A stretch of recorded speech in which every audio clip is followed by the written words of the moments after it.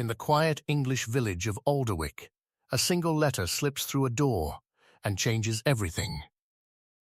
It does not threaten. It does not accuse. It remembers. As old friendships tighten and buried choices stir, Miss Marple listens to what is avoided and watches what is hidden. Because when the past returns softly, it often arrives carrying a truth no one is ready to face in this calm village mystery. Chapter 1. The Letter That Was Never Meant to Be Read. The village of Alderwick had a way of holding its breath, without anyone noticing. On the surface, it breathed easily enough. Smoke lifted from chimneys in slow, agreeable curls. Lawns were clipped with almost competitive neatness. Curtains were opened and closed at proper hours, as if the houses themselves observed good manners. Yet beneath this order there lingered a quiet tension like a held note in a piece of music, waiting to resolve. Miss Marple felt it the moment she stepped through the low iron gate of Rosewood Cottage. The gate creaked softly, an old familiar sound. She paused, not because she needed to catch her breath, but because she had learned that small hesitations often revealed more than bold actions. The afternoon was mild. Late sunlight rested on the hedges, giving them a burnished glow. Somewhere a clock chimed 3 times with polite restraint. Inside Rosewood Cottage tea was already laid. The sitting room smelled faintly of bergamot and polished wood. A fire burned low, not for warmth but for comfort. Mrs. Edith Collins sat upright on the edge of her chair, hands folded, as if she feared they might betray her if allowed to move freely. She smiled when she saw Miss Marple, but the smile arrived a fraction of a second too late. Miss Marple noticed. "My dear Jane, thank you for coming so quickly," Mrs. Collins said. Her voice was steady but carefully so. Miss Marple removed her gloves with unhurried precision. "You said on the telephone that it was something small. Small things are often the most troublesome." Mrs. Collins gave a soft laugh that did not quite reach her eyes. "I suppose that depends on the thing." Tea was poured. Cups were passed. The familiar ritual settled the room, yet something refused to settle completely. On the small writing desk near the window lay an envelope. Miss Marple did not look at it directly. She never did when objects wished too strongly to be noticed. Instead, she spoke of the weather of the roses of a cousin who had once mislaid a brooch and found it years later in a teapot. Mrs. Collins listened politely, yet her gaze drifted again and again toward the desk. Finally, she could bear it no longer. "It arrived this morning," she said quietly. Miss Marple followed her gaze then. The envelope was cream-colored, unremarkable, except for one detail. There was no name written on it. No stamp either, Miss Marple observed. Mrs. Collins nodded. It was pushed through the letterbox early. Before anyone was about, Miss Marple leaned forward slightly. "And inside?" Mrs. Collins hesitated. The pause stretched just long enough to be noticeable, then she reached for the envelope with hands that trembled despite her effort to control them. "I have not shown it to anyone," she said. "I did not know whether I ought to." Miss Marple took the envelope and felt its weight.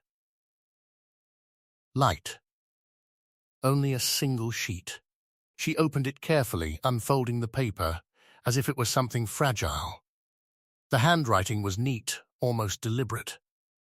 Each letter formed with restraint. There were no flourishes, no indulgence of personality. Yet that, too, was a kind of personality. The words were few. "You have lived comfortably on a truth that was never yours to keep." The past has a way of returning when it is ignored too long. It is time to remember. Miss Marple read the letter twice, then a third time more slowly. Mrs. Collins watched her anxiously. "You see why I was unsettled?" "Yes," Miss Marple said gently. "I do. There is no name, no accusation, no date. Only that." Mrs. Collins clasped her hands tightly. "I cannot think who would write such a thing." Miss Marple folded the letter and returned it to the envelope. Often when we say we cannot think who it might be, what we mean is that we can think of too many possibilities. Mrs. Collins swallowed. You believe it is someone from the village? I believe, Miss Marple replied, that only someone who knows you well would choose such careful words. Mrs. Collins looked away. Outside a bird fluttered up from the hedge, startled by something unseen. There was a time, Mrs. Collins said slowly, long ago when something occurred. Nothing improper, nothing criminal. Only a decision. One that affected others. Miss Marple waited. We believed it was settled, Mrs. Collins continued. That time had softened it. That people had moved on. Miss Marple nodded. Time does many things. Forgetting is not always one of them. Mrs. Collins rose and crossed to the window. This letter feels like a hand laid gently on one's shoulder. Not striking, not accusing, just reminding. And that, Miss Marple said softly, is why it is effective. They sat in silence for a moment. The fire shifted and settled. The clock ticked. There is something else, Mrs. Collins said at last. After I read the letter, I went out to the garden. When I returned, the envelope was gone from the desk. Miss Marple looked up sharply. Gone? Yes. Only for a moment. I found it later placed neatly back where it had been. Miss Marple's eyes narrowed with quiet interest. Then someone else has already read it. Mrs. Collins nodded. Or wanted me to think they had. Miss Marple stood and moved toward the desk, examining the surface. There were no marks, no signs of disturbance. Whoever had touched the letter had done so with care. May I keep this for a little while? Miss Marple asked. Mrs. Collins hesitated, then nodded. If you think it wise. I do, Miss Marple said. Because letters like this are not meant to be read only once. As she left Rosewood Cottage, Miss Marple paused again at the gate. Across the lane, Mrs. Hawthorne was trimming her roses with unusual vigor. Mr. Finch stood at his doorway pretending to polish a brass handle that already shone. Upstairs, a curtain shifted, then stilled. The village was watching itself, and somewhere within Alderwick, the author of the letter waited to see what would happen next. Miss Marple did not return directly to her own cottage. Instead, she walked slowly through the village, letting the rhythm of her steps settle her thoughts. She had learned long ago that puzzles rarely yielded their answers to direct pressure. They preferred patience. Observation. The gentle accumulation of small truths. The letter lay safely in her handbag, resting against her knitting. She could feel its presence, as one feels a stone, in a pocket light, yet insistent. At the corner near the post office, she paused. Mr. Dobson, the postmaster, stood inside arranging parcels with his usual meticulous care. He glanced up and smiled. Good afternoon, Miss Marple. Lovely day indeed, she replied. Quiet too. Mr. Dobson nodded. Too quiet, perhaps. She entered the shop and selected a stamp she did not particularly need. Anything unusual this morning? She asked casually. Deliveries, that sort of thing, Mr. Dobson considered. Nothing out of the ordinary. No registered post. No telegrams. No letters without stamps, Miss Marple asked lightly. Mr. Dobson frowned. Well, letters without stamps do not come through us. But there was talk, Mrs. Collins mentioning something odd earlier. Miss Marple smiled. News travels quickly. In a village it always does, Mr. Dobson replied. She left the shop with the sense that the letter's existence was already becoming known, though its contents remained a mystery to most. That, too, was dangerous. Speculation often caused more harm than facts. Further along the lane, she encountered Mrs. Hawthorne. The roses lay in careful heaps at her feet. Mrs. Hawthorne wiped her hands on her apron and smiled brightly. Miss Marple, out for a stroll? Yes, Miss Marple said. I find walking helps one think. Mrs. Hawthorne's smile tightened. Thinking can be overrated. Miss Marple inclined her head. Perhaps, though avoiding it rarely improves matters. Mrs. Hawthorne hesitated, then said, You have been to see Edith? Yes. Everything all right? Miss Marple studied the roses. They look well tended. Mrs. Hawthorne followed her gaze. One must prune regularly. Leave things unattended and they grow wild. Or wither, Miss Marple agreed. Mrs. Hawthorne's eyes flickered. If there is trouble, I hope it will not disturb the village. Truth, Miss Marple said gently, has a way of doing that even when it arrives quietly. Mrs. Hawthorne forced a laugh. You always speak in riddles. Miss Marple smiled. Only when the answers are uncomfortable. She continued on her way, leaving Mrs. Hawthorne standing among her roses, scissors forgotten in her hand. At last Miss Marple reached her own cottage. Inside she placed the letter on her small writing table and read it again. The words were restrained, yet weighted with meaning. No threat. No demand. Only a reminder. It struck her then that the letter had been written not to frighten, but to awaken conscience. The author did not seek exposure, yet neither were they willing to remain silent. Miss Marple considered the handwriting. Educated. Controlled. Someone accustomed to restraint, perhaps someone who had spent years practicing it. She thought of Mrs. Collins and the way her hands had trembled. Of Mrs. Hawthorne's forced cheerfulness, of Mr. Finch polishing what did not need polishing. Of a shared past that had been carefully smoothed over like a wrinkle pressed flat. As dusk approached, Miss Marple lit a lamp. Its soft glow filled the room with warmth.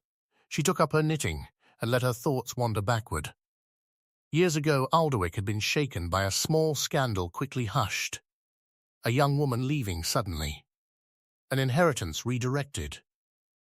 Explanations given that were accepted because it was easier to accept them than to ask questions. Miss Marple remembered because she always remembered. Patterns repeated themselves in people just as stitches did in knitting. Someone had been wronged. Someone else had benefited. And someone now wished that imbalance corrected not with noise, but with acknowledgement. A knock sounded at the door. Miss Marple rose unhurriedly and opened it to find Mr. Finch standing awkwardly on the step. I hope I am not intruding, he said. Not at all, Miss Marple replied. Do come in. He did not step inside. I merely wish to ask whether Edith is well. She is unsettled, Miss Marple said.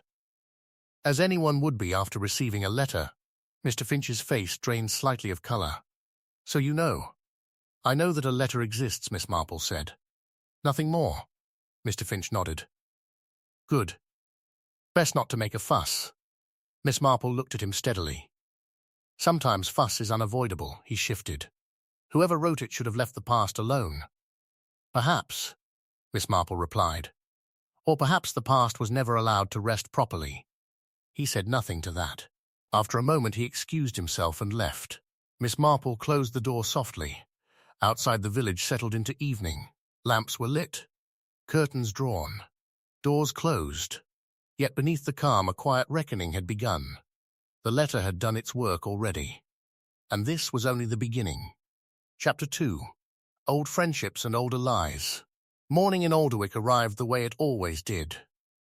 Quietly, almost politely, a pale winter sun lifted itself over the hedgerows and turned every window pane into a soft square of light. The village seemed peaceful if one only looked at the surface. But Miss Marple had lived long enough to know that peace could be nothing more than a habit. A curtain drawn over a restless room. She sat by her own window, with her knitting in her lap. The needles clicked with gentle rhythm. The sound was comforting. It helped her listen. Outside, Mrs. Hawthorne crossed the lane with a basket on her arm. She paused by the post-box and looked up and down the road before dropping in a letter. Her movements were ordinary. Her caution was not. Miss Marple watched until Mrs. Hawthorne turned the corner. Then she set her knitting down and reached for the cream envelope on her table. She had slept with it in the drawer by her bedside. Not because she feared a thief. A letter could not truly be stolen once its meaning had entered a mind. She kept it near because it reminded her that something had begun. Something that would not end until it found its proper shape. The words were still the same, quiet, measured, sharp in their gentleness. You have lived comfortably on a truth that was never yours to keep. The past has a way of returning when it is ignored too long. It is time to remember. Miss Marple folded the letter again and placed it back. Then she put on her coat and hat and stepped outside. She did not go to the police. Alderwick was not the sort of village that called the police for a letter. Not yet. She went instead to the places where stories gathered. The first was the bakery. Mr. Latham stood behind the counter flower on his sleeves, and a pleasant smile on his face. The smell of warm bread filled the shop like a gentle welcome. "Miss Marple," he said. "Your usual?" "Yes, thank you," she replied.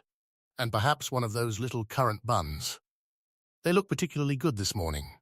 "They are," Mr. Latham said proudly. He wrapped the bun carefully. "Anything else?" Miss Marple looked around. Two women stood near the shelves speaking in low voices, their heads bent closer than necessary. One glanced toward Miss Marple, then quickly away. Miss Marple waited for Mr. Latham to finish. "Busy morning." "Not too busy," he said. "But folk are restless." "It is that sort of day." "What sort of day is that?" Miss Marple asked softly. Mr. Latham leaned in slightly, as if the bread itself might overhear. "A day when people feel watched, even when nobody is looking." Miss Marple smiled gently. "People can feel watched by their own thoughts." Mr. Latham nodded, as if that made more sense than anything else. She left the bakery and continued toward the church. The churchyard in Alderwick was neat. Gravestones stood in rows like quiet witnesses. Some names were fresh and clear. Others had softened with time. Yet every stone still existed. It had not vanished. The past did not vanish either. It only became harder to read. Reverend Hart was near the church door, adjusting a wreath that had slipped in the wind. He looked up and smiled when he saw her. "Miss Marple, a blessing to see you. A blessing to see you too, Reverend," she said. "I was wondering if you had a moment." "For you always," he replied. He guided her inside where the air smelled faintly of old wood and candle wax. They sat in a pew near the front. Light fell through the stained glass and painted soft colors across the floor. The church was empty, yet it never felt empty. It felt full of what had been said here and what had been left unsaid. Miss Marple spoke gently. "When people come to you with troubles, Reverend, do they often speak of the present or of the past?" Reverend Hart considered. "The present, usually. But the present is often only the last page of a longer story." Miss Marple nodded. "And when they avoid certain parts of the story?" He sighed. "Then they have usually come, because those parts are hurting them most." Miss Marple looked down at her gloved hands. "Do you remember a young woman named Clara Wynne?" The Reverend's eyes widened slightly. It was a small movement, but Miss Marple noticed. He took a breath before answering. "Yes," he said, "though it was many years ago. She worked at the old estate, the Sedgwick house." "And she left suddenly," Miss Marple said. He nodded slowly. "Very suddenly. There was talk. There is always talk. Then it settled." "What was said?" Miss Marple asked. Her voice held no judgment, only patience. Reverend Hart looked toward the altar as if seeking help from the quiet. "It was said that she had taken something, not an object, something else, something that could not be returned once taken." Miss Marple did not blink. "A reputation." The Reverend's mouth tightened. "Yes, and perhaps more." Miss Marple waited. She could wait longer than most people. That was one of her advantages. At the time, Reverend Hart continued, Mrs. Collins and Mrs. Hawthorne were close to her. They were younger then. They spoke of her as if she was family, and after Clara left, Miss Marple asked. "They did not speak of her at all." Reverend Hart nodded. "No." There was a silence. A careful one. Miss Marple stood. "Thank you, Reverend. You have been very helpful." He rose as well. "Miss Marple, be careful. Old things are not always gentle when disturbed." Miss Marple smiled. "Old things can also be very honest." Outside the church, she walked slowly back toward the lane where Rosewood Cottage stood. Mrs. Collins had invited a small group for tea that afternoon. It was a regular gathering. A habit. The kind of habit that made life feel safe. But today was different. Miss Marple could sense it already. When she arrived, the curtains were open. The room was bright. Too bright, perhaps, as if brightness could chase away unease. Inside, Mrs. Collins moved quickly from tray to table. Her smile was there. Her hands still trembled. "Jane," she said, "how lovely. We are just about to begin." Mrs. Hawthorne sat stiffly on the sofa. Mr. Finch was there as well. So was Miss Violet Crane, who was known in Alderwick for her sharp hearing and her sharper opinions. They greeted Miss Marple with polite warmth, yet each greeting carried a slight strain. Like a rope pulled tight. Tea was poured. Cups clinked softly. Plates were passed. For a few minutes they spoke of harmless things. The weather, a new fence near the field, a distant cousin's engagement. Then Violet Crane leaned forward. "Edith, dear, you look pale." Mrs. Collins laughed softly. "Do I? Perhaps I slept poorly." "You always sleep poorly when you are worried," Violet said. "It is not like you to pretend otherwise." Mrs. Hawthorne's spoon paused halfway to her lips. Mr. Finch stared at his teacup as if it were a difficult document. Miss Marple watched. The room felt like a stage where everyone knew their lines but feared forgetting them. Violet continued. "I heard something this morning. A silly thing, perhaps. But it has been going round." Mrs. Collins stiffened. "What have you heard?" "That a letter arrived," Violet said. "A strange one." Silence spread across the room. It was not dramatic. It was simply complete. Mrs. Collins placed her cup down carefully. "Who told you that?" Violet shrugged. "People talk. It is a village. And when a post box is used, early people notice." Miss Marple spoke gently. "A letter exists. That much is true." Violet's eyes widened. "Ah, so there is something." Mrs. Hawthorne found her voice. "It is nothing. It should have been ignored." Miss Marple turned her head slightly. "Ignored letters have a habit of becoming louder." Mr. Finch cleared his throat. "The past should be left alone. It serves no one to drag things back." Violet Crane smiled thinly.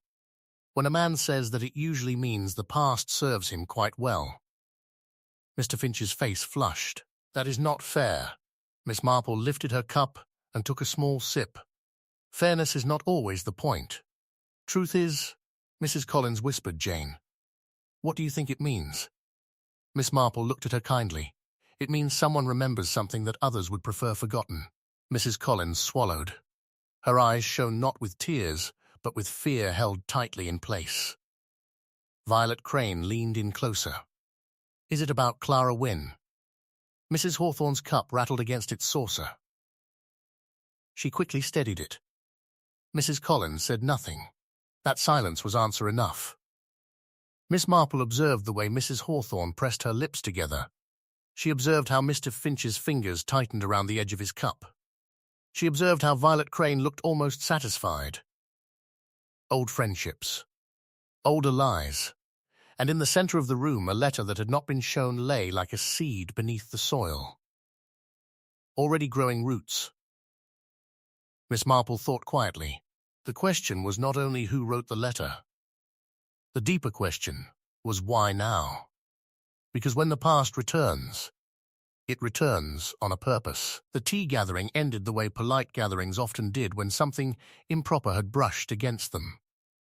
With forced smiles, with quick excuses, with chairs scraping against the floor a little too sharply. Violet Crane left first. She kissed Mrs. Collins on the cheek and said sweetly, "Do not worry, dear. Whatever it is, it will come out. Things always do." Mrs. Hawthorne followed soon after. She gathered her gloves with a briskness that suggested anger more than haste. At the door she turned and said, "Edith, this is foolish.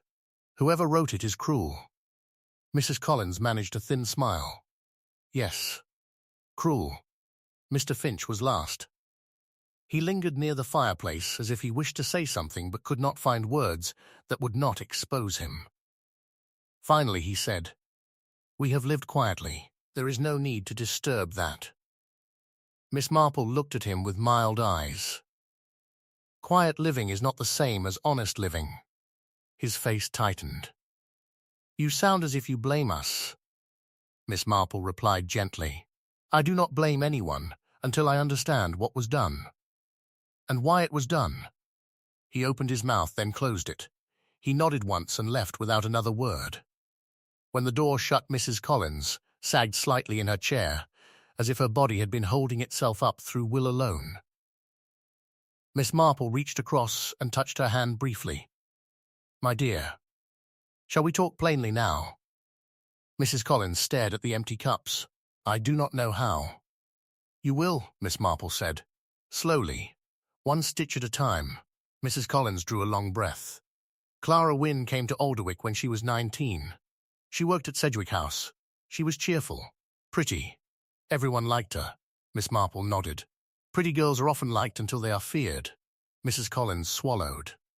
"The master of Sedgwick House was Mr. Arthur Sedgwick then. Not old, not young, a widower. He was kind in public. Very kind," Miss Marple said softly and in private. Mrs. Collins's eyes closed briefly. Clara said nothing, but she began to change. She stopped singing. She stopped laughing. She would startle when someone entered a room. Miss Marple listened carefully. Her expression did not change. Yet inside her mind she was arranging the pieces. Mrs. Collins continued. "One evening Clara came to me and Mary. Mary was Mrs. Hawthorne. Mrs. Collins still used her first name when the past pressed close. She was trembling. She told us she was leaving." "Did she say why?" Miss Marple asked. "She said she could not stay. She said she had made a mistake trusting the wrong person. She said she would be blamed for something that was not her fault."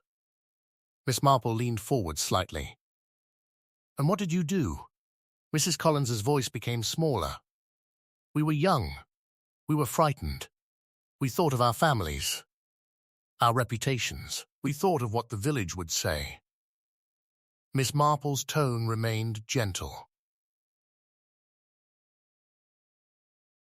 "And what did the village say?" Mrs. Collins whispered. "That Clara had tried to trap Mr. Sedgwick, that she had stolen something, that she was shameless." "And did you correct them?" Miss Marple asked. Mrs. Collins's shoulders shook once, as if she had been struck by a memory. "No. Silence. Not dramatic, just heavy." Miss Marple said softly, "It is often silence that does the most damage." Mrs. Collins looked up. "We told ourselves it would pass. We told ourselves she would go somewhere else and start again. We told ourselves that if we spoke we would be ruined, and Clara would be ruined anyway. We told ourselves many things." "And the truth?" Miss Marple asked quietly. Mrs. Collins hesitated. Then she said, "The truth is, we were cowards." Miss Marple did not contradict her. She had seen cowardice dressed in many outfits. Good manners, respectability, fear, duty. It always ended in the same shape. Mrs. Collins continued. "Clara left the next morning. We never heard from her again." Miss Marple asked, "Did she leave anything behind?" Mrs. Collins blinked. "What do you mean?" "Any letter," Miss Marple said. "Any message, any object, something that might return." Mrs. Collins stood suddenly and crossed to a small cabinet. She opened it and removed a thin bundle of papers tied with ribbon. Her fingers shook as she untied it. "These are old," she said. "I have not looked at them in years." She unfolded a paper and handed it to Miss Marple. It was a page written in hurried script, different from the neat hand of the new letter. This writing slanted. It rushed. It felt alive with fear. Miss Marple read quietly. "Edith, Mary, please believe me. I did nothing wrong. I tried to be good. I tried to be silent. I cannot be silent any more. If I stay, I will be broken. If I leave, they will say awful things. But I would rather face their words than stay and lose myself. Please do not let them say it was my choice. It was not. You know what happened." Please remember me kindly. Miss Marple folded the paper with care. So you did have a letter. Mrs. Collins's voice was strained. We never showed it to anyone. We hid it. We told ourselves it was safer. We thought we were protecting her. And ourselves. Miss Marple said softly. And now someone is asking you to remember. Mrs. Collins sank back into her chair. Jane. Who could know about this? Miss Marple considered. Someone who saw. Someone who heard. Or someone who has learned it later. Letters do not stay hidden forever. They travel. Through hands. Through drawers. Through death. Through inheritance. Mrs. Collins flinched at the last word. Miss Marple noticed. There was an inheritance. Mrs. Collins nodded slowly. Sedgwick House changed hands not long after. Mr. Arthur died suddenly. There was a new will, Miss Marple asked. And who benefited? Mrs. Collins's lips parted, then closed again. Her eyes filled with a quiet dread. Edith, Miss Marple said calmly. This is not a court. It is a sitting room. Tell me. Mrs. Collins whispered. Mr. Finch. Harold Finch. He was Arthur Sedgwick's solicitor. He handled everything. And he became very comfortable afterward. Miss Marple's mind moved like a slow camera panning across a scene. She saw Mr. Finch polishing his door handle. She saw his tight fingers around his teacup. She heard his words about leaving the past alone. And Mary Hawthorne? Miss Marple asked. What did she gain? Mrs. Collins shook her head.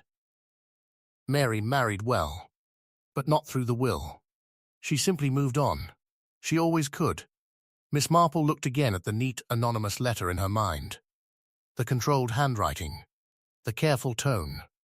It was not written in anger. It was written in restraint that had been learned the hard way. Someone had waited a long time to write that. Miss Marple stood. My dear, I would like to borrow Clara's letter as well, if you can bear it. Mrs. Collins nodded. Take it. Take everything. I am tired of hiding. Miss Marple placed the old letter carefully in her handbag beside the new one. At the door she paused. One more thing, Edith. You said the envelope disappeared from your desk and returned. Mrs. Collins's eyes widened again. Yes. Miss Marple said, that means the writer is not the only one watching. Someone else wants control of this story. Someone who fears what the letter might lead to. Mrs. Collins's voice trembled. Do you think something terrible will happen? Miss Marple opened the door and looked out at the calm lane with its tidy hedges and quiet houses. In villages, she said softly, terrible things do not always announce themselves. They arrive the way letters do. Quietly. Pushed through a slot. Left to be discovered when the house believes it is safe. She walked home as the light began to fade. The sky turned pale gold, then grey. Behind her, Rosewood Cottage stood still. A peaceful house, holding a past that was no longer content to stay buried. And somewhere in Alderwick, someone who had once been silenced had found a voice again. Miss Marple could feel the shape of the mystery tightening. Old friendships had cracks. Older lies had roots. And the next step, she suspected, would not be a conversation. It would be a move. Chapter 3. The Disappearance of the Writer. The next day in Alderwick began with the kind of brightness that made people pretend nothing had changed. The sky was clean and pale. Frost clung to the edges of the hedges like sugar dusted on a cake. Smoke rose from chimneys in steady columns that looked almost disciplined. Birds hopped along the garden walls as if they had never known fear. But Miss Marple knew how villages behaved when they were unsettled. They became extra polite, extra tidy. They spoke a little louder about harmless things, so that dangerous things might feel less real. She sat at her small breakfast table with toast cooling on her plate. Her tea went untouched. In front of her lay the two letters. One was old and hurried, a young woman's desperate plea, written in the ink of panic and hope. The other was new and controlled, written by a hand that had learned restraint through long practice. Miss Marple read the new letter again, then the old one, then the new one again. Not because the words changed, but because the meaning shifted as the mind turned it. You have lived comfortably on a truth that was never yours to keep. That phrase carried intention. Not rage, not threat. Intention. A person who writes like that is not impulsive. They are careful. They have waited. And waiting changes people. It sharpens them. Miss Marple folded both letters and returned them to her handbag. Then she put on her coat and stepped outside. Her first stop was not the post office this time, but the lane behind it, where deliveries were left and gossip lingered like the smell of damp cardboard. At the side entrance, Mr. Dobson, the postmaster, was speaking to a young lad who delivered newspapers. The boy's hands moved quickly, passing bundles, but his eyes darted about with the bright curiosity of someone who sensed a story. Miss Marple approached with a mild smile. "Good morning, Mr. Dobson." "Morning, Miss Marple," he replied, slightly distracted. He seemed relieved to see her, as if her presence promised order. Miss Marple nodded toward the boy. "Busy. Always," Mr. Dobson said. "And today, apparently, everyone wants their paper early, as if they expect it to contain answers." Miss Marple's tone remained light. "People like to feel ahead of events." Mr. Dobson lowered his voice.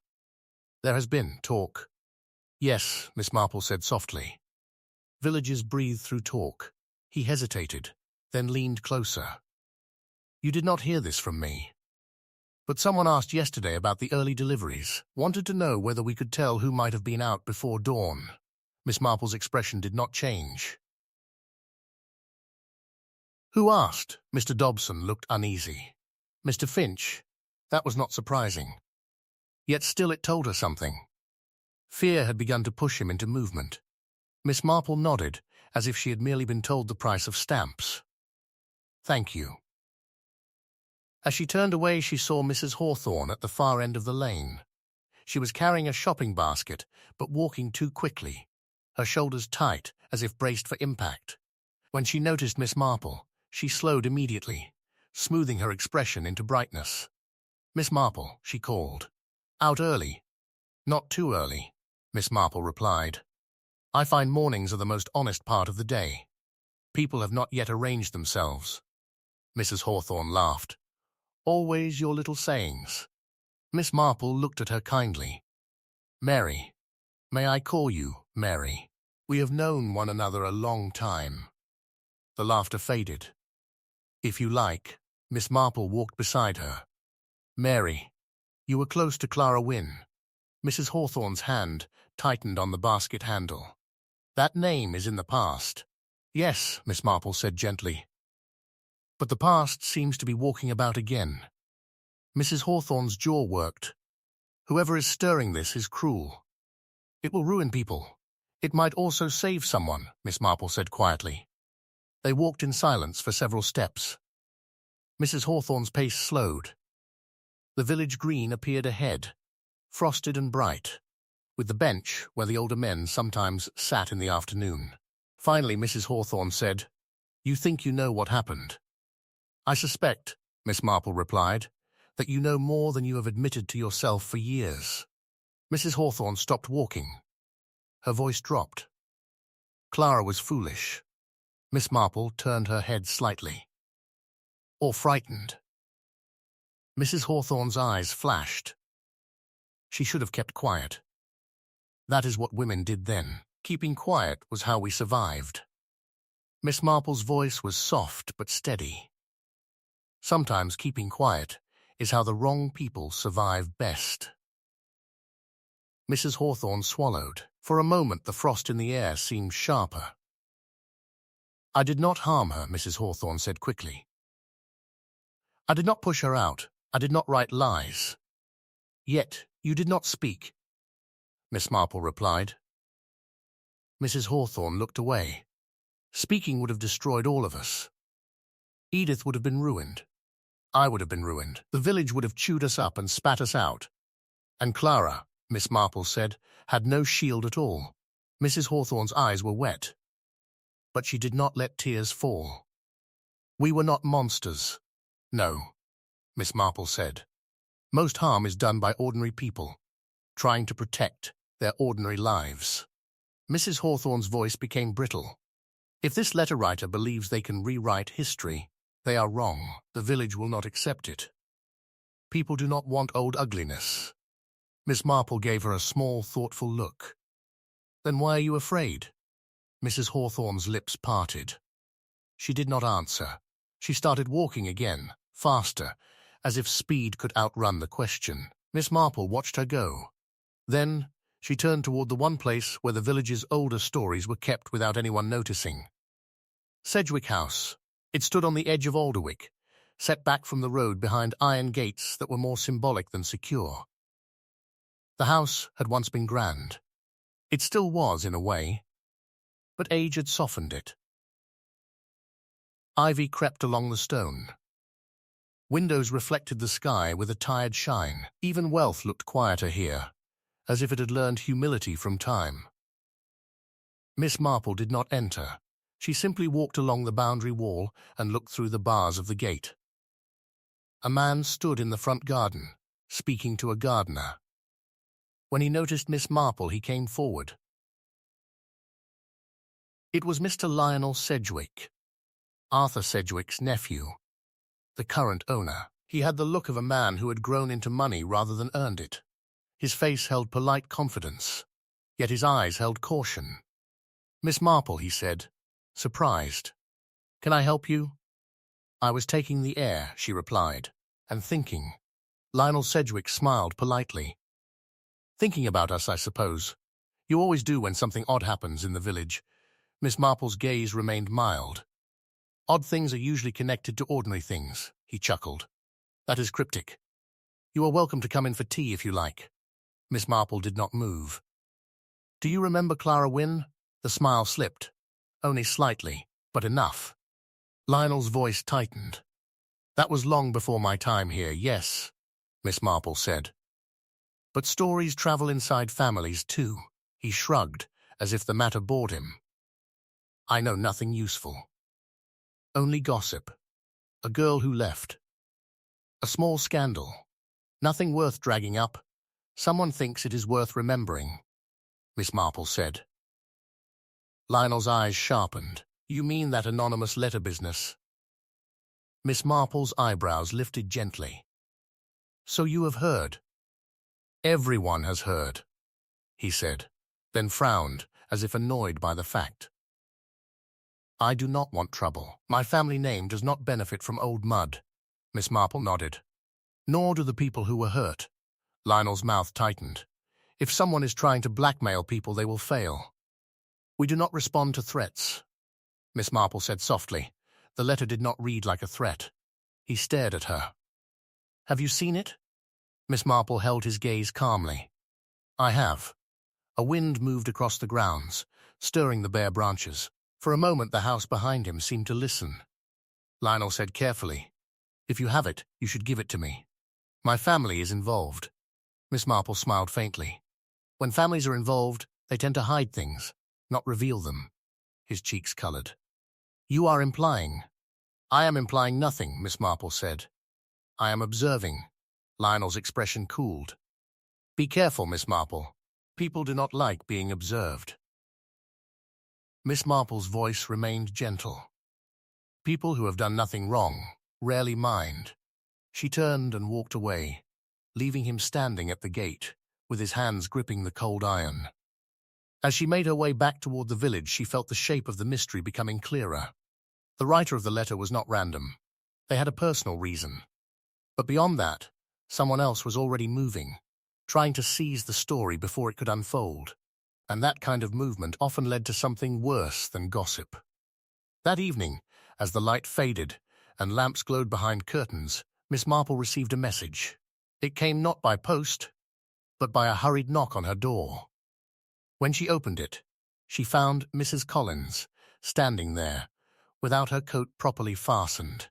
her hair slightly undone, her eyes wide. "Jane," she whispered, "she is gone."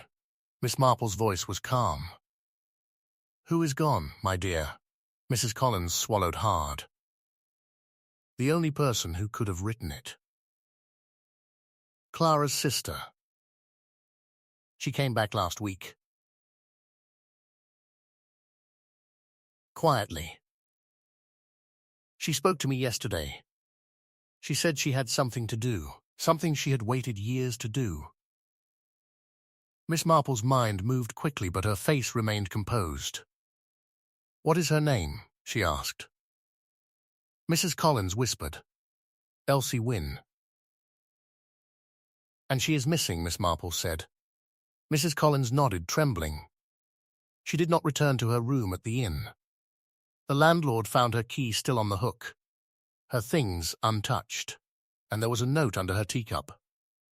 Miss Marple's eyes narrowed slightly. "A note?" Mrs. Collins held out a folded paper with shaking fingers. Miss Marple opened it slowly. Only 4 words were written there. "I must finish this." Miss Marple folded the note and looked up at Mrs. Collins. The village outside remained quiet, but something had shifted. The writer had stepped out of the shadows, and someone had removed her from the board. Miss Marple did not rush. To many people that would have seemed strange, even cold. A woman missing should create running footsteps, raised voices, calls to the police. But Miss Marple had learned that rushing made people sloppy, and sloppiness made truth harder to see. She took Mrs. Collins by the arm and guided her inside. "Sit down, Edith," she said gently, "and breathe." Mrs. Collins sank into the chair nearest the fire, as if her knees had forgotten their duty. Miss Marple poured fresh tea, not because tea fixed problems, but because it gave the hands something to do and the mind something steady to hold. "Tell me everything," Miss Marple said, "from the beginning." Mrs. Collins swallowed. "Elsie arrived last week. She did not announce herself to the village. She simply took a room at the Fox and Thistle Inn under her own name. I only noticed because I saw the signature in the register when I stopped by to ask about booking the little sitting room for my cousin's visit." "You recognize the name?" Miss Marple said. "Yes, Wynne. It struck me like a bell. I asked the landlord about her. He said she was quiet, polite, middle-aged. She walked alone. She asked about the churchyard, about Sedgwick House." Miss Marple listened. "And you approached her?" Mrs. Collins nodded. I could not stop myself.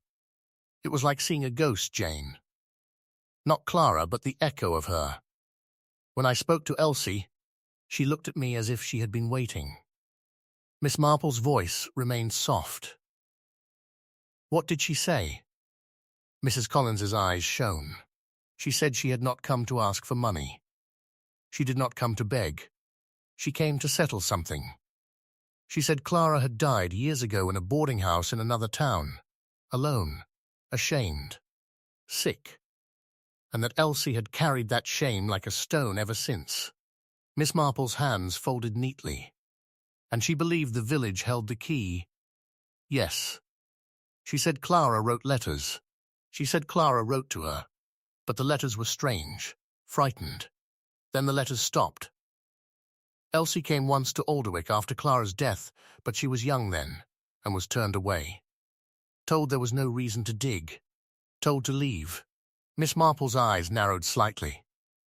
"Who told her?" Mrs. Collins hesitated. "Mr. Finch." There it was again, like a thread that kept appearing in the weave. Miss Marple asked, "Did Elsie tell you she wrote the anonymous letter?" Mrs. Collins nodded. "Yes. She said she wrote it because she could not walk into the village shouting. She said people would shut their doors. She said she needed to touch the truth gently first, like tapping a thin pane of glass to find the crack." Miss Marple pictured that controlled handwriting, the measured tone. It fit. "What did she intend to do next?" Miss Marple asked. Mrs. Collins clutched her cup. She said she would go to Sedgwick House. She said she would ask Lionel Sedgwick for something that belonged to Clara. A letter, Miss Marple murmured, or a confession. Mrs. Collins's voice dropped to a whisper. She said she had proof. She said she had Clara's last diary pages. She said she would not leave without an acknowledgement. Miss Marple thought of Lionel's cool refusal, his fear of mud on the family name. She thought of Mr. Finch's urgency at the post office, his insistence on leaving the past alone. And then today, Miss Marple prompted. Mrs. Collins nodded. This morning, Elsie asked me to meet her in the churchyard at noon. She said she wanted me there when she spoke to Reverend Hart. She said she wanted a witness, someone from the village, someone who had been part of it then. Miss Marple's tone remained steady. Did you go? Mrs. Collins' face crumpled. No, I was afraid. I told myself I would go, but when the time came, I did not. Miss Marple did not scold her. She had seen fear before.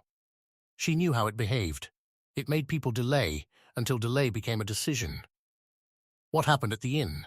Miss Marple asked. The landlord said Elsie went out after breakfast. Mrs. Collins replied. She returned briefly around 11. She had mud on her shoes. She went up to her room.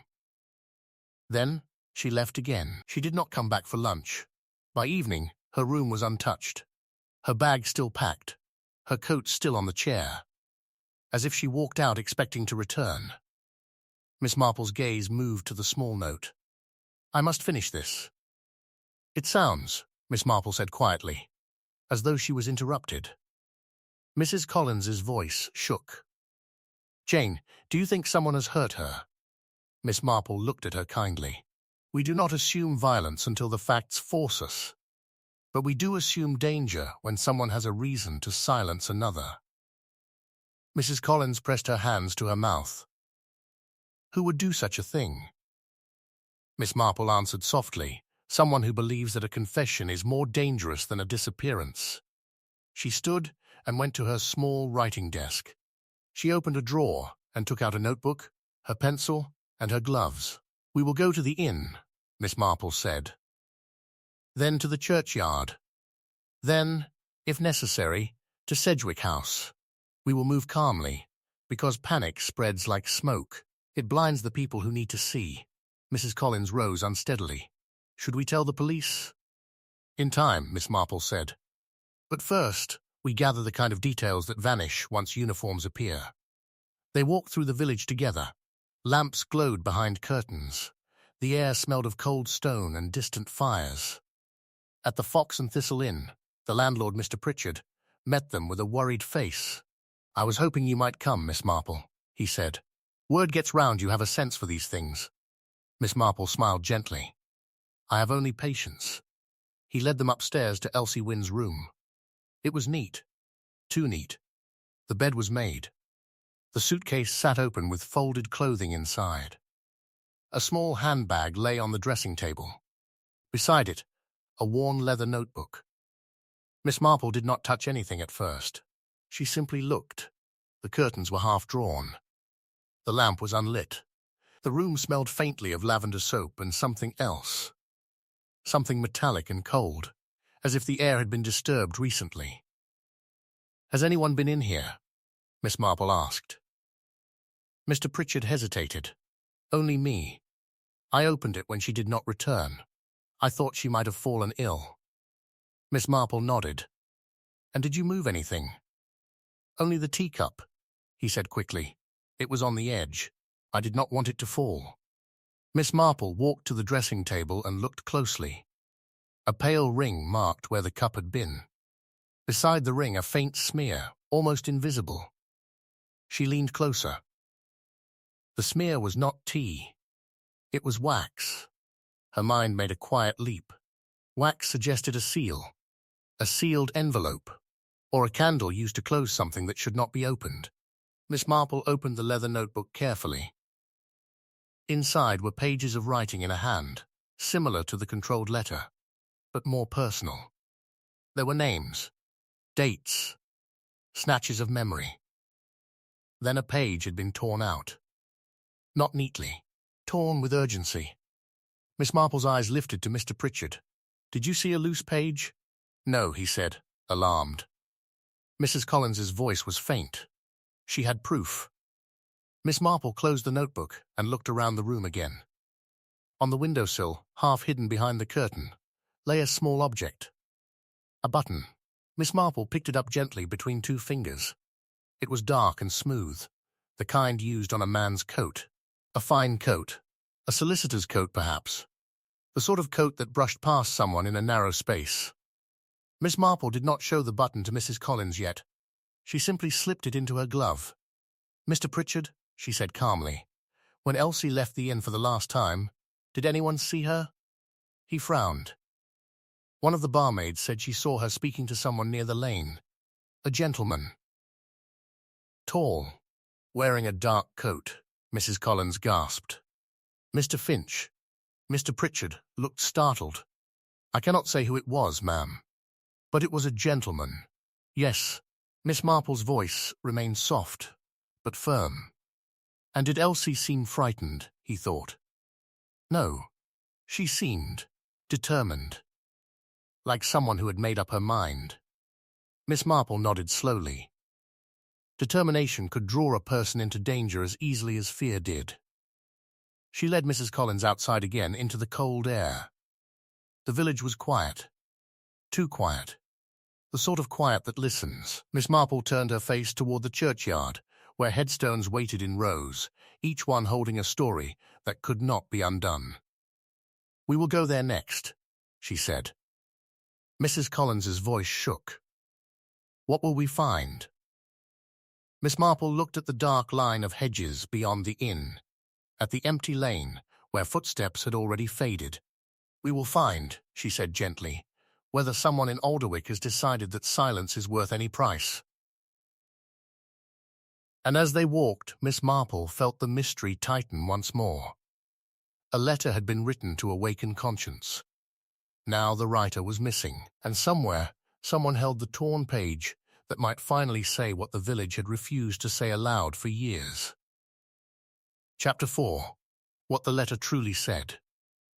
The churchyard at night had a different kind of silence than the village. Alderwick's lanes could be quiet, but they were never truly still. There was always the soft sound of a kettle somewhere. A door latch. A distant cough, the gentle creak of an upstairs floorboard. Even when people hid, life made small noises. The churchyard did not. It held its hush like a promise. Miss Marple and Mrs. Collins walked through the gate with careful steps. The frost was thicker here. Grass glittered under the lamplight, like sugar scattered by an unseen hand. Headstones rose in rows, pale and patient. Some were leaning with age. Some were straight and new. All of them looked like witnesses who had seen everything and spoken of nothing. Reverend Hart was waiting near the porch, coat buttoned, collar turned up against the cold. He looked troubled, not alarmed, but troubled in a way that suggested a man carrying the weight of other people's burdens. "Miss Marple," he said softly. "Mrs. Collins." "I was told you were coming." Miss Marple nodded. "Thank you for meeting us, Reverend. We are looking for Miss Elsie Wynne." Reverend Hart's eyes tightened. "I feared this might happen. She came today, yes. She came at noon." Mrs. Collins's voice trembled. "Did you speak with her?" "Yes," Reverend Hart said. "We spoke in my study. She asked me for records, old records. She asked about Clara. She asked about Sedgwick House. She asked whether any formal complaint had ever been made." Miss Marple asked gently, "And did you have anything?" Reverend Hart shook his head. "Nothing official, nothing written, only memory, only rumor, only the kinds of stories that were told to a priest in low voices and then denied in daylight." Miss Marple absorbed that. Then she asked, "Did Elsie say what she planned to do next?" Reverend Hart hesitated.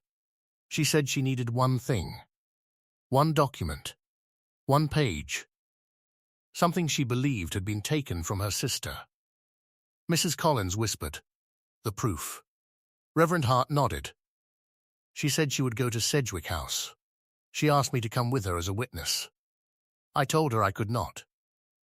Not without knowing what she would confront them with.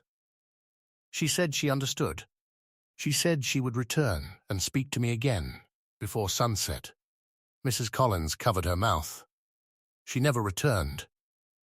No, the Reverend said quietly, and that is why I sent word to Miss Marple the moment I heard she had not come back to the inn. Miss Marple looked around the churchyard. Where did she go after leaving here? Reverend Hart lifted a hand and pointed. She walked through the light gate and down the path behind the graves. There is a narrow footway that leads toward the old boundary of Sedgwick land. Miss Marple nodded once. Thank you. Would you mind if we walk that path? Of course, he said. I will come with you. They moved slowly. The footway was thin and uneven. Frost crackled softly under their soles. The air smelled of earth and stone. A low mist hovered near the ground. Mrs. Collins walked close to Miss Marple as if the older woman's calm could keep fear at bay. I should have met her, Mrs. Collins whispered. I should have been there. Miss Marple did not rebuke her. Regret is only useful when it becomes action. You are here now.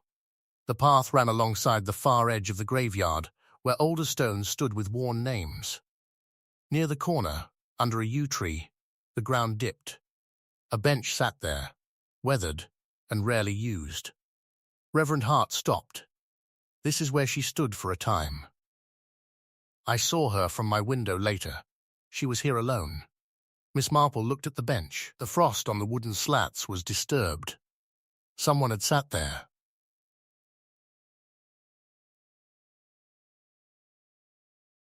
Recently.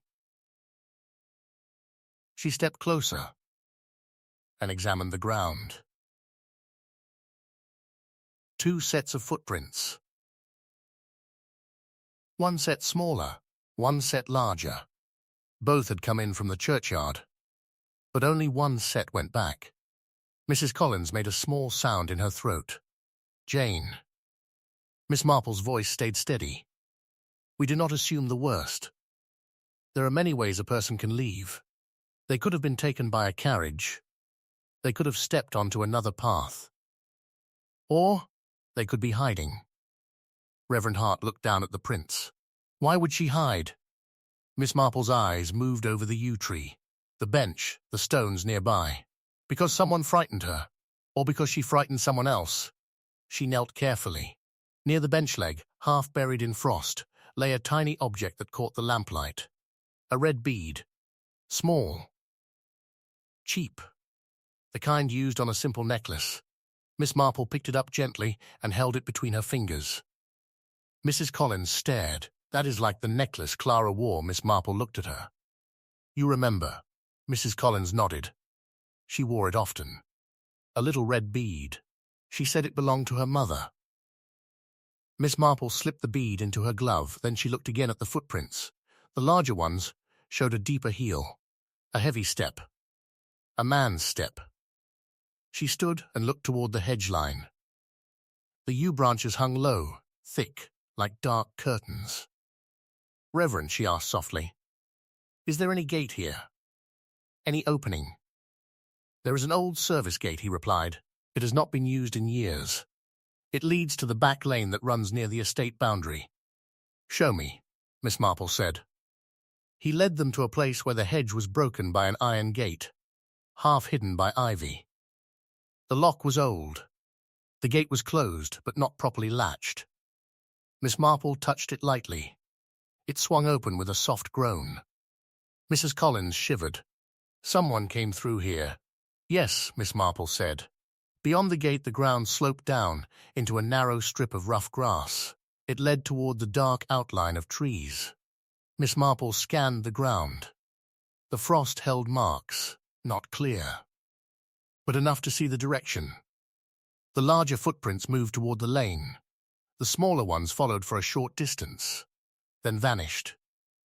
Mrs. Collins gripped Miss Marple's sleeve. Vanished.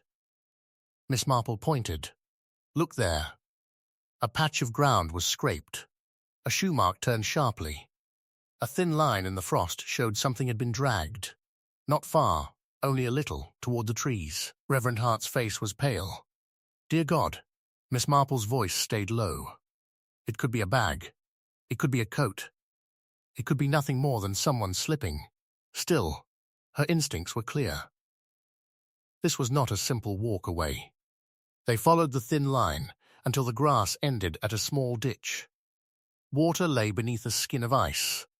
At the edge of the ditch, a dark scrap clung to a twig. Miss Marple reached for it carefully. It was paper. Not a full sheet, only a torn corner. The edge was ragged as if ripped in haste. On it were a few words in neat handwriting. Not her choice. Miss Marple's eyes sharpened. She did not move for a moment. "Mrs. Collins," whispered Jane. "That is from Clara's letter." Miss Marple nodded. "Yes. But this is not from Clara's letter. This is newer paper. And the handwriting is controlled." Reverend Hart leaned closer. "Then this is the torn page." Miss Marple looked up at the trees. Someone had it. Someone tore it. Someone tried to get rid of it. She folded the scrap and placed it in her handbag. Then she straightened and looked toward the lane beyond the trees. "We will go to the inn," she said. "And then we will speak to Mr. Finch." Mrs. Collins's voice broke. "You think he has her?" "I think," Miss Marple replied, "that he has something, and I think he believed he could hold the story by holding the paper." Reverend Hart swallowed. "Should we call the police?" "In a little while," Miss Marple said. "First, I would like Mr. Finch to make his own choices. Some people confess when they realize the net is already there." They walked back through the churchyard, the lamplight swinging gently. The gravestones watched them return, and in Miss Marple's handbag, the small scrap of paper lay like a single tooth from a much larger beast.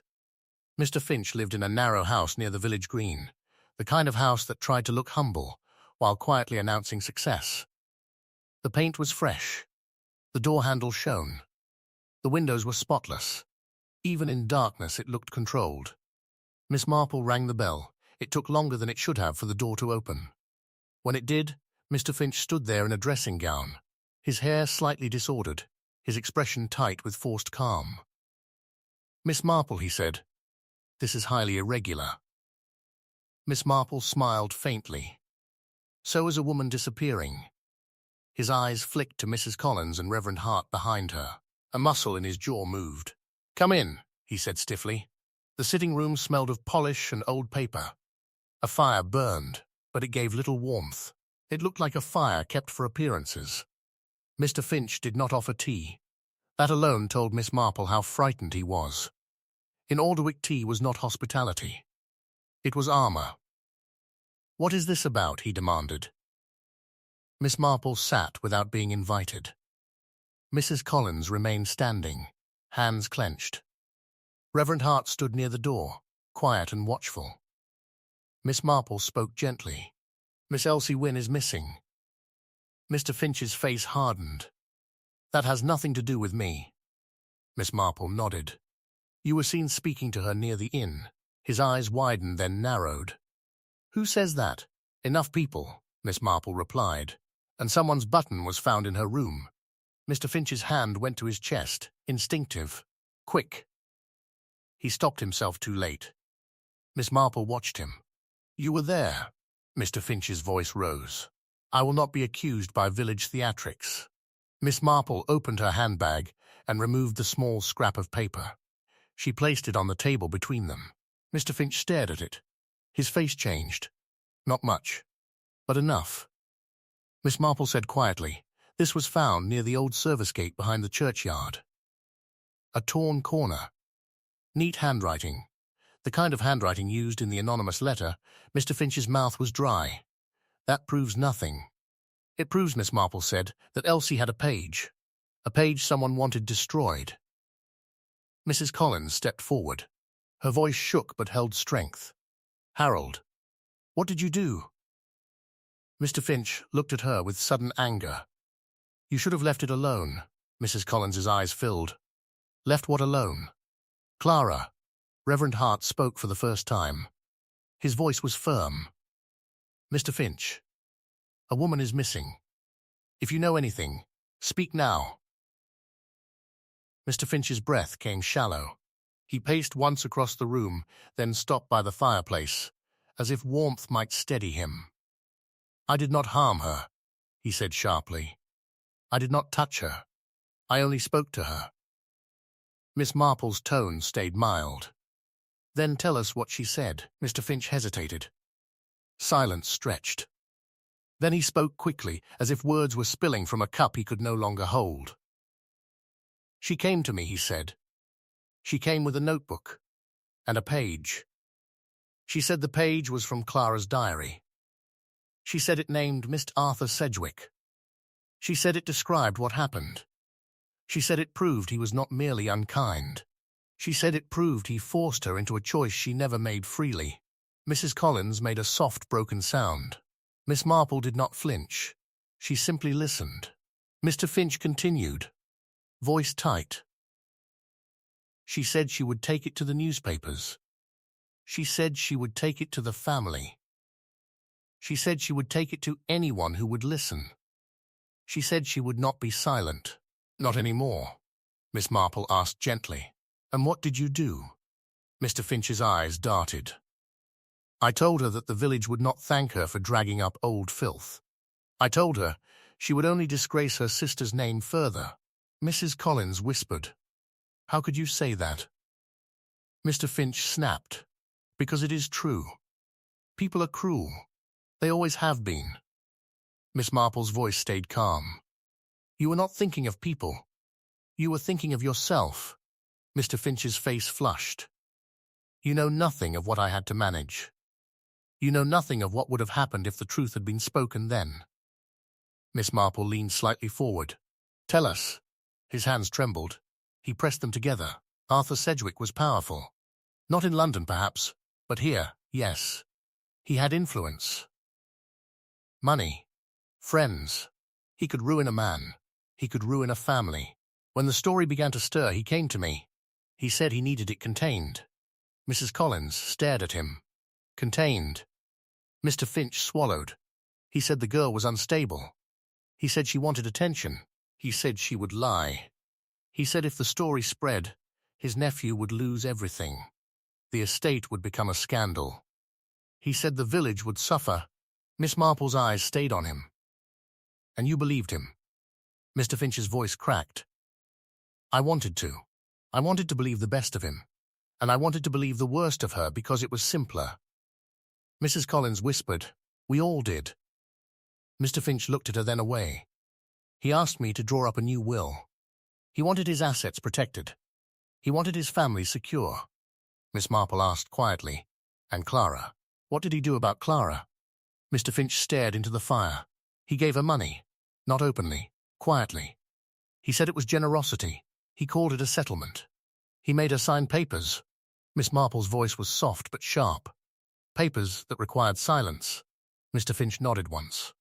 Mrs. Collins began to cry, then stopped herself, angry at her own tears. Miss Marple said, "Elsie's torn page. What did it say?" Mr. Finch hesitated. Then he spoke. Quieter now. "It said Clara tried to leave the house that night. It said Arthur stopped her in the corridor. It said she begged him to let her go. It said he told her nobody would believe her. It said he told her he could make her disappear without lifting a finger." Mrs. Collins covered her mouth. Reverend Hart's face was drawn. "And you helped him?" Mr. Finch's eyes flashed. "I did not touch her. I did not strike her. I did not." Miss Marple's voice remained steady. "Sometimes people do harm with pens." Mr. Finch's shoulders sagged. "I was young. I was ambitious. I told myself I was preventing chaos." Miss Marple asked, "And the inheritance?" "The new will." Mr. Finch swallowed. "Arthur left me a sum. A gift. For my discretion." Mrs. Collins stared at him as if seeing him for the first time. "So that is why you are comfortable." Mr. Finch's mouth twisted. "You act as if I was the villain. Arthur was the villain." The village was the villain. You were the villain too, Edith. You let her go. Mrs. Collins flinched, because the words landed on truth. Miss Marple lifted a hand gently. This is not a contest of guilt. This is about Elsie. Mr. Finch blinked rapidly. She left. Miss Marple's eyes narrowed slightly. Left where? Mr. Finch's voice went thin. After we argued, she calmed. She said she would not be stopped. I told her she would be destroyed. She said she had already been destroyed in all the ways that mattered. Then she walked away. Miss Marple watched him carefully. And you did not follow. He hesitated. Miss Marple spoke softly, Mr. Finch. People who do not follow do not lose buttons. His face crumpled for the first time. The controls slipped. I followed her, he admitted. Yes, I followed her because I was afraid. I thought she might go straight to Lionel. I thought Lionel would do something foolish. I thought the family would call the police. I thought my name would be dragged through court. Miss Marple nodded. And you met her by the churchyard gate? Mr. Finch whispered yes. Mrs. Collins's voice rose. What did you do to her? Mr. Finch shook his head quickly. Nothing, I swear. She slipped. She stepped near the ditch and slipped on the frost. She fell hard, not into the water, just onto the bank. She hit her head. Mrs. Collins swayed. Miss Marple's voice stayed calm. Was she unconscious? For a moment, Mr. Finch said. She was dazed. She was frightened. I was frightened. I thought she might die there. I thought everything would end in horror. Miss Marple asked, Where is she now? Mr. Finch looked at the floor. I carried her. I carried her to the old gardener's cottage at the edge of Sedgwick Land. It is empty now. I put her by the fire. I left water. I left a blanket. Reverend Hart stepped forward. You left her alone. Mr. Finch's voice broke. I thought if she recovered, she would leave. I thought she would take the hint. I thought she would disappear again, and the village could remain quiet. Miss Marple's eyes were steady. And the torn page, Mr. Finch swallowed. I took it. I took it because I did not want it used. I did not want it burned either. I only wanted time. Miss Marple held his gaze. Where is it? Mr. Finch hesitated. Then he walked to a small desk, opened a drawer, and removed a folded sheet sealed with a drop of wax. He placed it on the table like a surrender. Miss Marple did not open it yet. She said softly, We will go to the gardener's cottage now. If Elsie is there, she needs proper care. If she is not, we must tell the police immediately. Mr. Finch nodded, defeated. Mrs. Collins stood very still. Her face was pale, but her eyes had a new clarity, like a window wiped clean. Miss Marple gathered the sealed page carefully, as if it were fragile. The truth was not in the page alone. The truth was in the way an entire village had learned to survive by silence. Now silence was cracking. And the letter, that gentle, measured letter, had never been written to destroy. It had been written to force a moment like this, a moment where the past could finally be spoken in a room with light and witnesses. As they prepared to leave, Miss Marple looked once more at Mr. Finch. You did not write that anonymous letter, she said. Mr. Finch shook his head. No. Miss Marple nodded. No. You only confirmed why it had to be written, then she opened the door, and the cold night air rushed in like a clean breath. They stepped out into it, carrying the sealed page, and walking toward the old cottage where the missing woman might still be waiting, where the past might finally be given its name. Chapter 5. A Truth Delivered Softly. The lane beyond the village lights felt older than Alderwick itself. It ran along hedgerows that had been trimmed so often they seemed trained into obedience. Yet tonight the hedges looked less like borders and more like shadows with intention. The moon was thin, pale as a fingernail, and the frost reflected every small glimmer, so that the world appeared dusted with crushed glass. Miss Marple walked in the middle, her pace steady, her posture upright, her mind calm. On one side, Mrs. Collins moved with careful steps, as if the ground might betray her. On the other, Reverend Hart kept close, his coat pulled tight, his face set with quiet determination. A short distance behind them, Mr. Finch followed like a man who no longer knew whether he was being led to rescue or to judgment. They did not speak much. Words were not necessary yet. The night itself spoke.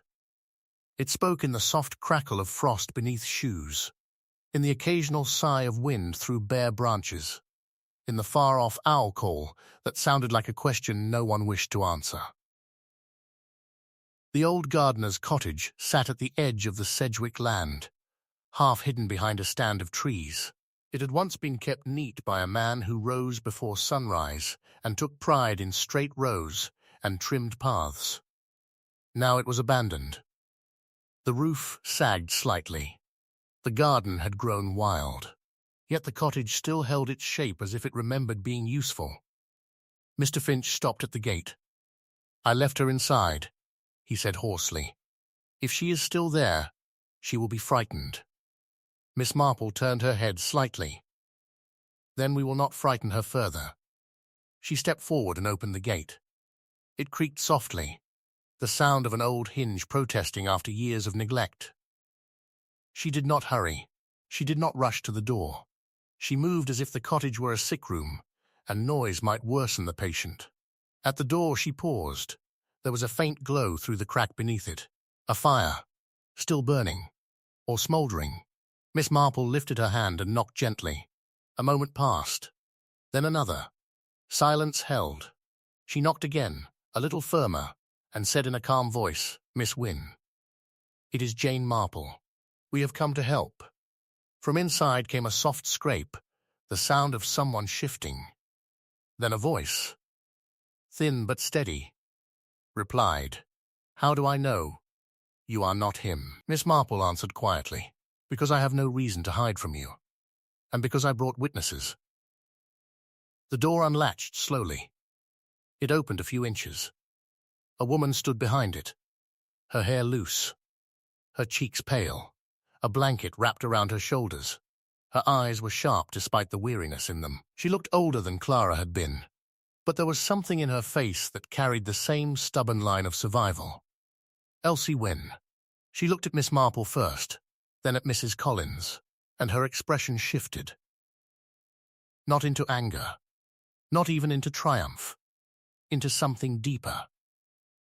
A sorrow that had been held so long it had turned solid. Mrs. Collins made a sound, half breath and half apology. "Elsie." Elsie's gaze hardened. "You did not come to the churchyard." Mrs. Collins's shoulders slumped. "I was afraid." Elsie nodded slowly, as if she had expected no other answer. She opened the door wider. "Come in. If this is to be said, let it be said in warmth." The cottage smelled of smoke and damp stone. The fire in the hearth burned low. A kettle sat near it, steaming gently. Mr. Finch had indeed left water and a blanket. He had done the minimum kindness a frightened man could do to convince himself he was not cruel.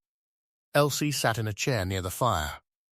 Miss Marple remained standing for a moment, taking in the room. On a small table lay Elsie's handbag. Beside it was the leather notebook from the inn, now open to a page written in neat handwriting. A candle sat nearby with a smear of red wax on its side. Miss Marple looked at it, then at Elsie. "You sealed the page." Elsie's eyes did not leave Mrs. Collins. "I sealed it because I knew someone would try to take it." Mr. Finch flinched as if struck. Elsie spoke without raising her voice. "He did take it." Mrs. Collins turned to Mr. Finch, her face tight with pain. "Harold, you said you wanted time." "Time for what?" "Time for us to stay cowards." Mr. Finch's mouth opened, but nothing came out. Reverend Hart stepped forward gently. "Miss Wynne, are you injured?" Elsie touched the side of her head. "A bruise. A headache. Nothing more." "My fear was worse than the fall." Miss Marple nodded. "Then we are fortunate." Fear can be survived. Silence is harder. Elsie's mouth tightened. Silence killed my sister. Mrs. Collins whispered, "I am sorry." Elsie's eyes flicked toward her, sharp as a pin. Sorry is not a payment. It is only a feeling. Mrs. Collins' voice broke. I know. Miss Marple moved to the table and placed the sealed page down carefully, still unopened. Mr. Finch brought this. He claims it is the torn page from Clara's diary. You say it is proof. Elsie nodded once. It is not everything. But it is enough. Miss Marple did not reach for it yet. Before we read it, I want you to tell me something, Miss Wynne. Why did you write that anonymous letter the way you did? So controlled. So careful. Elsie's gaze drifted to the fire, because shouting makes people shut their doors. I did not want doors. I wanted minds. She looked back at Miss Marple. I did not come to punish. I came to end a lie. Mrs. Collins's eyes filled, but she held herself still. Clara, she wrote to me. She begged me not to let them say it was her choice. Elsie's jaw tightened. And you let them? Mrs. Collins closed her eyes. Yes. Reverend Hart spoke softly. Miss Wynne, if you are willing, tell us what you hoped would happen after the letter. Elsie took a long breath. I hoped they would remember. I hoped the weight of the words would force someone to speak. I hoped the village would stop pretending that a young woman left because she was wicked. I hoped my sister would be named kindly at least once. Her voice trembled slightly on the last word. She steadied it. I did not expect the writer to disappear, Miss Marple said. Elsie's eyes flicked toward Mr. Finch. He tried to make me disappear. Mr. Finch's voice cracked. I did not. I panicked. Elsie's expression was cold. Men always call it panic when they are caught. Miss Marple lifted a hand gently. Enough. This is not a trial by insult. The question now is what you want, Miss Wynne. And what is right? Elsie looked down at her hands. They were thin and strong, the hands of a woman who had worked. I want the truth spoken aloud where it cannot be erased. Mrs. Collins leaned forward. You will have it. I will say it. I will tell the village what we did and what we failed to do. Elsie's face did not soften. Will you? Or will you say it only in rooms like this, with the fire and the polite witnesses? Mrs. Collins's throat moved. In public. Mr. Finch shook his head quickly. That will ruin people. Miss Marple's voice was calm. Some people deserve to be ruined. Others deserve to be freed. The question is, which is which? She reached for the sealed page, but did not break the wax yet. There is one more thing we must settle before we read it. If the words on this paper are spoken in the wrong way, they will become gossip. If they are spoken in the right way, they will become truth with purpose. Elsie met her gaze. What purpose? Miss Marple answered softly, to give Clara her name back. Not as a scandal. As a person who was wronged. The room grew still. Outside, the wind touched the cottage walls like a quiet hand. Miss Marple broke the wax seal carefully, not tearing the paper, not rushing, treating it as something that had waited too long to be handled roughly. She unfolded the page. For a moment, no one breathed. Then Miss Marple began to read, her voice low, clear and steady, like a narrator in a film whose calm makes the truth more terrifying. The page described a corridor in Sedgwick House. A door half open, a young woman's footsteps. A man's voice, gentle in tone, cruel in meaning. It described a warning that no one would believe her. It described the choice she was forced to accept. It described her shame not as guilt, but as a cloak thrown over her by someone else. Miss Marple finished reading and folded the paper again. Mrs. Collins was crying quietly, not loudly, not dramatically, but with the kind of tears that come when the body finally stops pretending it can hold everything inside. Reverend Hart bowed his head. Mr. Finch stared at the fire as if it might burn away what he had helped create. Elsie sat very still. Her face looked carved from fatigue. Miss Marple placed the paper on the table. Now we decide what happens next. Elsie's voice was barely above a whisper. We tell them. Miss Marple nodded. Yes, but not tonight. Tonight we make sure you are safe. Tonight we keep this paper secure. And then, in the morning, we gather the right people in the right room. Mr. Finch's head jerked up. You mean the police? Miss Marple looked at him. Not first. First the ones who built the lie. Then the law can follow if it must. Mrs. Collins whispered, Will you be there? Miss Marple's eyes were gentle. Yes, my dear, I will be there.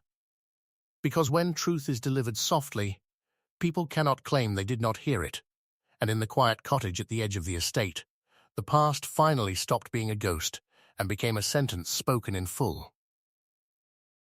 The next morning, Alderwick looked exactly as it always had. That was the strangest part. The same frost on the hedges, the same pale sun sliding across the rooftops, the same smoke lifting from chimneys like calm thoughts, the same small routines as if the village could protect itself through repetition. But under the familiar surface, the village was awake in a different way. The air felt sharper.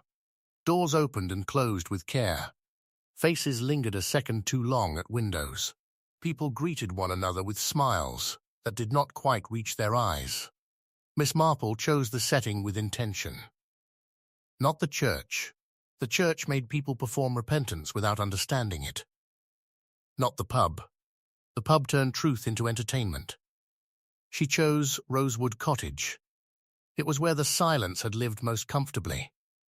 It was only right that the silence should be dismantled there. By noon, the sitting room was full. Mrs. Hawthorne sat stiffly on the sofa, her hands folded like claws around her handbag. Violet Crane perched near the window, eyes bright, lips pressed together, as if she could taste scandal before it arrived. Mr. Lionel Sedgwick stood near the mantelpiece, his expression polished and defensive. Reverend Hart sat quietly, his hands resting on his knees. Mr. Finch remained near the door, pale and tense, as if hoping to escape if the room turned violent. And Elsie Wynne sat in the chair closest to the fire, a cup of tea untouched in her hands. Mrs. Collins stood behind the tea tray like a hostess and a defendant at once. Her face was pale, but her eyes held a strange steadiness, the steadiness of a person who has run out of places to hide. Miss Marple sat slightly apart, knitting in her lap, her needles clicking softly. The sound steadied the room. It reminded everyone that this was not a drama. It was life. Mrs. Hawthorne broke first. This is madness, she said sharply. Dragging strangers into our homes, stirring up old misery. Edith, how could you allow this? Mrs. Collins's voice trembled, but she did not shrink. Because I am tired of being the sort of woman who allows things. Violet Crane leaned forward. Oh, do go on. This is the most honest anyone has been in Alderwick for years. Lionel Sedgwick's face tightened. My family will not be slandered on the word of a stranger. Elsie lifted her eyes. Not a stranger. A sister. Lionel's mouth hardened. Your sister was a servant. A nobody. And now you want to smear my uncle's name decades after his death. Convenient. Miss Marple's needles paused for half a second, then continued. Elsie's voice stayed controlled. Convenient would have been staying silent. Silence was what benefited you. Mrs. Hawthorne snapped. You cannot prove anything. Miss Marple spoke gently without looking up. Proof is not always the point, Mary. Sometimes what matters is whether people finally stop lying. Mrs. Hawthorne flinched at her first name again. It made the past too close. Mr. Finch cleared his throat. We should be careful. Words said here could become legal matters. Reverend Hart's voice was calm. Sometimes legal matters begin because moral matters were ignored. Mrs. Collins stepped forward, her hands trembling but her posture upright. I will speak first. Because this began in my house. The room stilled. Mrs. Collins looked at Mrs. Hawthorne. Mary, we were young. We were frightened. And we were selfish. Mrs. Hawthorne's eyes flashed. Do not put this on me. Mrs. Collins continued, forcing the words out as if pushing open a door that had been jammed shut for years. Clara came to us and told us she needed to leave. She was terrified. She said something had happened, something she could not stop, something she was ashamed of, though it was not her shame to carry. Lionel Sedgwick scoffed. "This is hearsay." Miss Marple's voice was mild. "Then listen. Hearsay becomes history if no one contradicts it." Mrs. Collins turned toward the room. "We let the village call her wicked. We let them call her a schemer. We let them believe she chased a man's money. We knew it was not true. We knew she was trapped." Mrs. Hawthorne's face crumpled for a moment, then hardened again. "We did what we had to do." Mrs. Collins nodded, tears in her eyes. "That is what cowards always say." A hush fell. Even Violet Crane stopped smiling. Miss Marple stopped knitting and lifted the sealed diary page and Clara's earlier letter, both kept carefully together.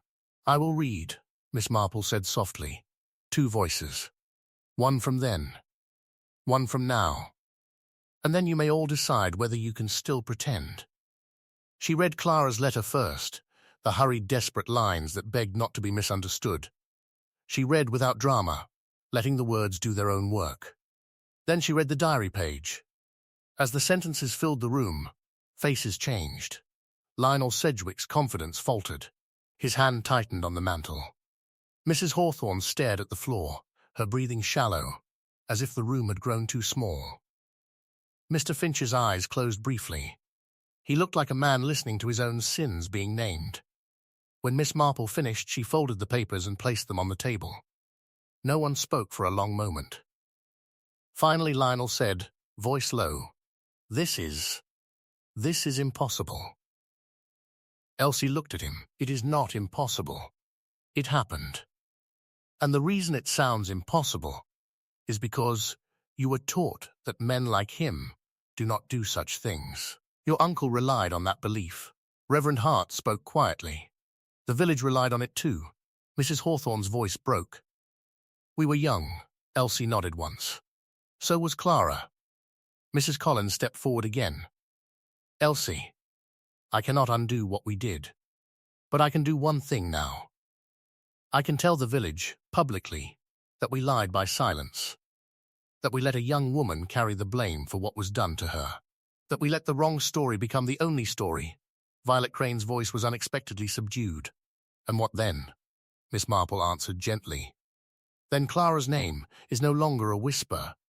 It is a truth." Lionel swallowed. "And my family." Miss Marple looked at him kindly, almost sadly. "Your family will survive."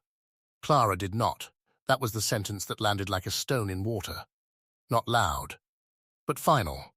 Mr. Finch took a step forward, his hands shaking. "I will make a statement.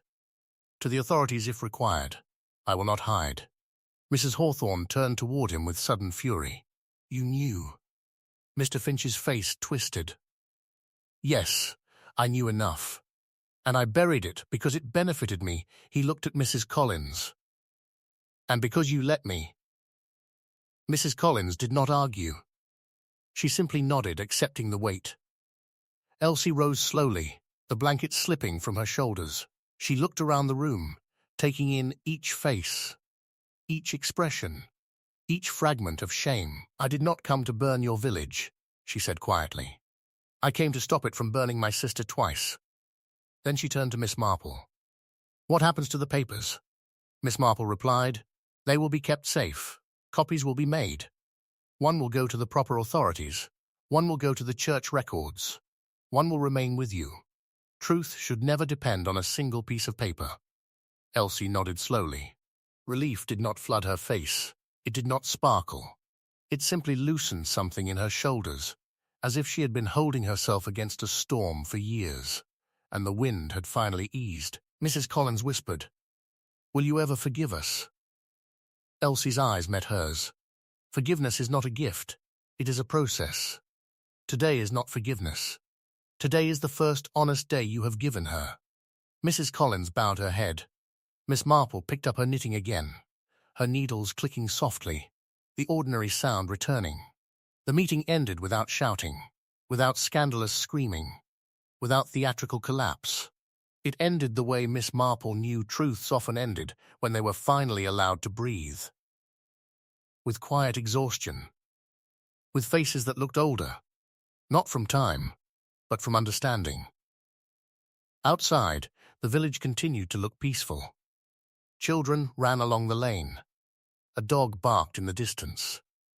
The postman walked with his bag swinging at his side. But something had changed. The story Alderwick told itself had been rewritten. Not with rage, with a letter, with a missing woman found, with a page that refused to burn, and with one elderly lady who understood that the sharpest truths do not need to shout. They only need to be spoken, calmly, in a room where no one can pretend they did not hear. The village of Alderwick did not collapse after the truth was spoken. It simply adjusted the way a house does when a long closed window is opened. The air felt colder at first, then cleaner. In the days that followed, people spoke Clara Wynn's name without lowering their voices. Some did it with shame. Some did it with discomfort. A few did it with real sorrow. But they did it. Elsie Wynn left a week later. Not in triumph. Not in bitterness. Only with the quiet relief of a sister who had finally placed a stone back on a grave that had been left unmarked. Before she went, she visited the churchyard alone and laid a small red bead beneath the yew tree. No speech. No audience. Only a promise kept. Mr. Finch made his statement and resigned from his work in Alderwick. Mrs. Collins stopped hosting perfect teas and began hosting honest ones. Mrs. Hawthorne avoided the subject for a time. Then one morning she spoke of Clara softly, as if testing whether the world would punish her for it. Miss Marple returned to her knitting. The stitches were steady, the pattern simple. And in the quiet click of needles, the village learned the difference between peace and silence.